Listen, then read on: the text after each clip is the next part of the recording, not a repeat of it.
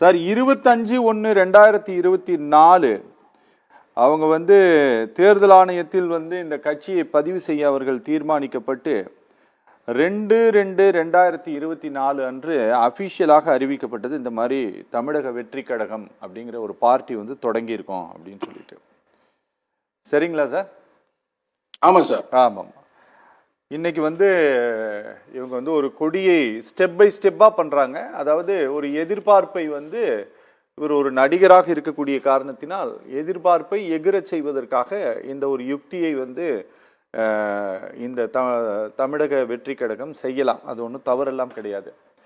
ஆனால் தன்னை ஒரு இந்த கரைபடாத கை ஆளப்போகிறது அப்படிங்கிற அந்த வரிகள், ஜனங்கள்லாம் விரும்பினது நடக்க போகிறது அப்படின்ட்டு அதில் அந்த பாடலில் வரக்கூடிய சில வரிகள், இது எல்லாம் தமிழ்நாட்டு மக்களுடைய எண்ணத்திற்கு மாறாக இருக்கிறதா, இல்லை ஜனங்க அப்படிதான் நினைச்சிட்டு இருக்கிறாங்க அப்படிங்கிறதுனால இவர்கள் இப்படி ஒரு பாடலை இவங்க வெளியிட்டு இருக்காங்களா? முதலில் கட்சியுடைய கொடியை அறிமுகப்படுத்திய விஜய் அவர்களுக்கு விடுதலை சிறுத்தைகள் கட்சியுடைய இளைஞரணியின் சார்பாக பாராட்டுக்களையும் வாழ்த்துக்களையும் தெரிவித்துக் கொள்கின்றேன் உங்கள் தொலைக்காட்சியின் மூலமாக. சரி, அதாவது நிஜமாலும் பாராட்டு தான் தெரிவிக்கிறீங்களா? ஆமாமா, எங்க தலைவரை நேற்று தெரிவிச்சிட்டாருல, யாரு அரசியலுக்கு வந்தா நாங்க அன்போடு வரவேற்போம்.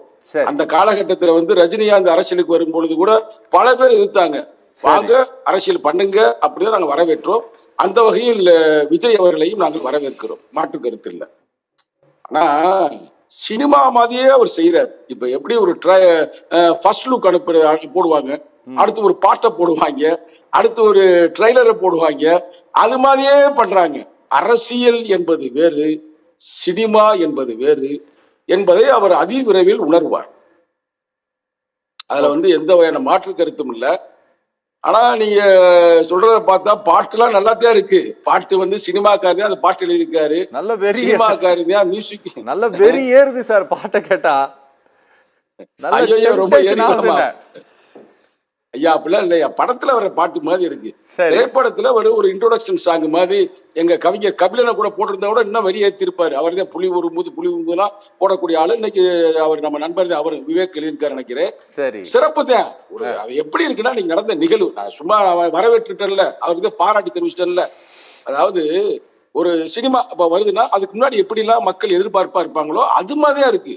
நீங்க அதுக்காக ரொம்ப பில்டப் பண்ணி அப்படி இப்படின்னு நம்ம கொண்டு போறதுல அது சரியா இருக்காது. அரசியல்ல அது ரொம்ப, அதாவது சாதாரண விஷயம் இல்ல. அரசியல் நீங்க நினைக்கிற மாதிரி ஏதோ போய் டீ கல்ல போய் டீ சாப்பிடுறது இல்ல. அது மாபெரும் ஒரு யுத்தம். மாவோ சொன்ன மாதிரி அரசியல் என்பது ரத்தம் சிந்தாத யுத்தம், யுத்தம் என்பது ரத்தம் சிந்தும் அரசியல். இது மாவோன்ற ஒரு மாபெரும் அறிஞர் சொன்னது. ஆனா அதெல்லாம் அவருக்கு புரிந்திருக்குன்னு நம்புறேன்.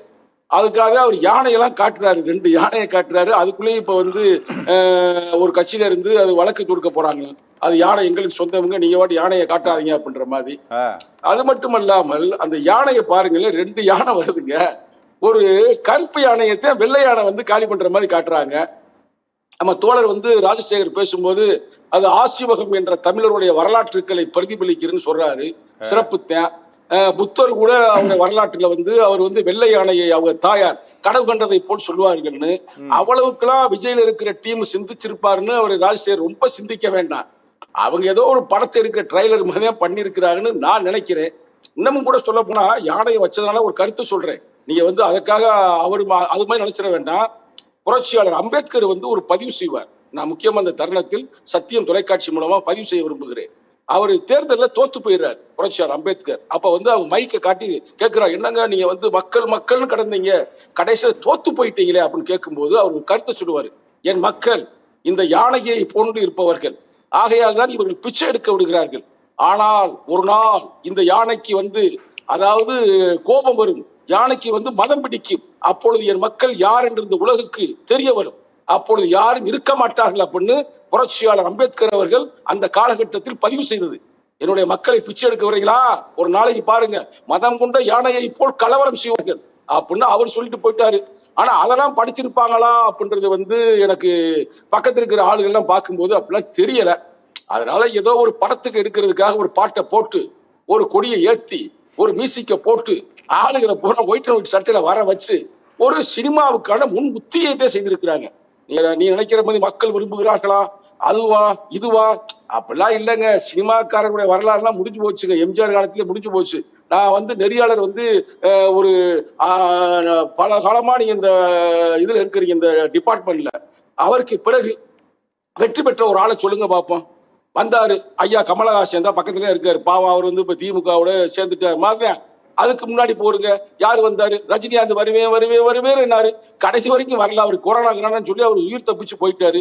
அதுக்கு முன்னாடி பாருங்க டி ராஜேந்தர், அதுக்கு முன்னாடி பாருங்க பாக்யராஜ், அதுக்கு முன்னாடி பாருங்க சிவாஜி கணேசன், அதுக்கு பின்னாடி பாருங்க சரத்குமார். எத்தனை பேரு சொல்லிக்கிட்டே போகலாம். கார்த்திக், இதுக்கு இடையில கார்த்திக் ஒருத்தர் வந்தாரு. அதாவது மக்கள் தெளிவாக இருக்கிறார்கள். சினிமாக்காரர்களை நம்பி செல்ல மாட்டார்கள். அது யாரா இருந்தாலும் சரி. ஏன்னா நான் சினிமாக்காரர்ல நான் இதா சொல்லல. என்னைக்கு அந்த புட்டாம அடிச்சு அந்த கேமராக்கு முன்னாடி நின்று நடிக்க ஆரம்பிச்சாலே பெரிய நடிகராயிருவாங்க. இதை நம்ம பல வரலாறுகள் நம்ம பார்த்திருக்கிறோம். அதற்கு விதிவிலக்காக இருந்தவர் புரட்சி தலைவர் எம்ஜிஆர். ஆனா அந்த காலத்துல கூட யூடியூப் இருந்து, அந்த காலத்துல வாட்ஸ்அப் இருந்து, உங்களை மாதிரி ஒரு அரசாங்க நெறியாளர் இருந்து இது மாதிரி பேட்டி எல்லாம் போட்டிருந்தா எம்ஜிஆரே வந்திருக்க முடியாது. நான் சொல்றது ரொம்ப யதார்த்தம். நீங்க மன்றத்திலே வையுங்க. இன்னைக்கு தலைவர்களை விட தொண்டர்கள் ரொம்ப தெளிவாக இருக்கிறார்கள். இப்ப நம்ம விஜய்க்கு பின்னாடி பெரிய அணிதிரட்சி இருப்பதை போல சில பேர்ல பேசுறீங்க.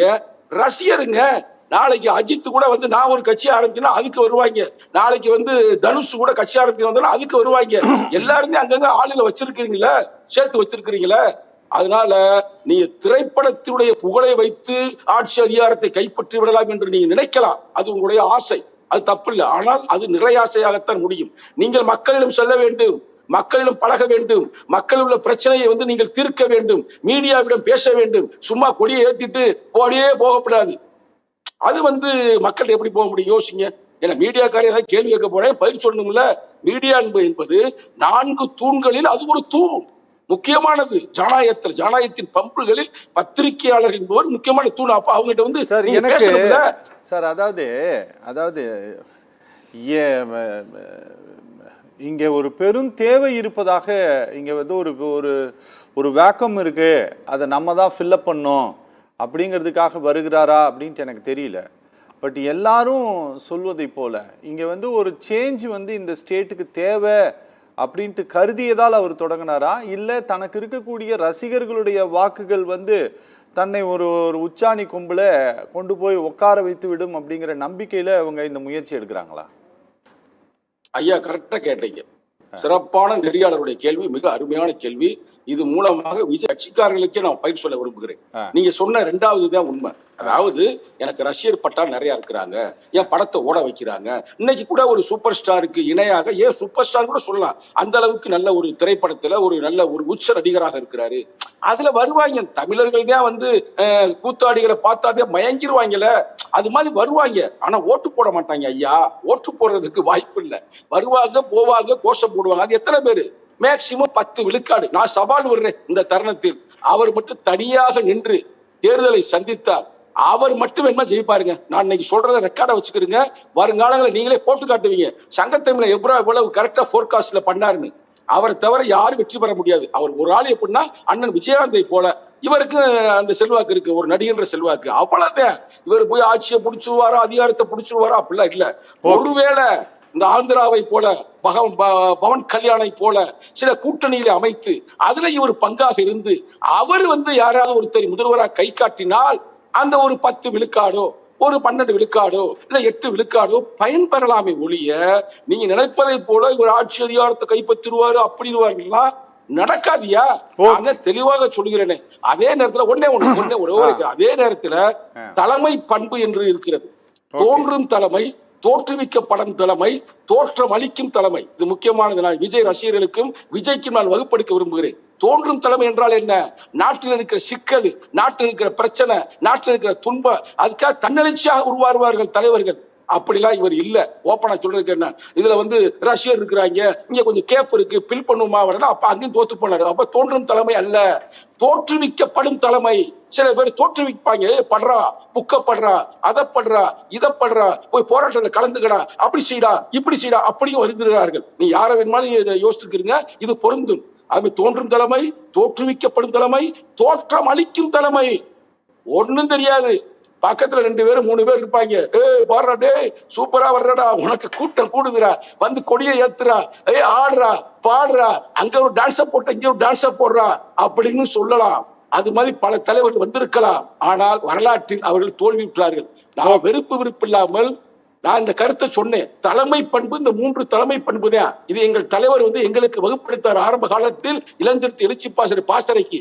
அதை இன்னைக்கு பொதுவா நான் வைக்கிறேன். இதெல்லாம் உணரணும், மக்கள்கிட்ட போய் நிக்கணுங்க. கள்ளக்குறிச்சி போனீங்க பிரச்சனை, ஒரே ஒரு நிமிஷம், கள்ளக்குறிச்சி போனீங்க பிரச்சனைக்கு பேசுறீங்க, அதுக்கடுத்து பத்திரிகையாளரை சந்தித்தீர்களா? இதற்கெல்லாம் என்ன காரணம் பேசினீர்களா? நான் நேரடியாக சொல்லுகிறேன். சும்மா ஒரு 10 பேர் இருக்கிறாங்க, 20 பேர் இருக்கிறாங்க, 1 லட்சம் பேர் இருக்கிறாங்க, ஏதோ 2 லட்சம் பேர் இருக்கிறாங்க, 50 லட்சம் பேர் இருக்காங்கன்றதால கொடியை ஏத்துனதுக்காக நீங்க முதல்வர் ஆவீர்கள் என்பதெல்லாம் கனவு ஆகத்தான் முடியும்.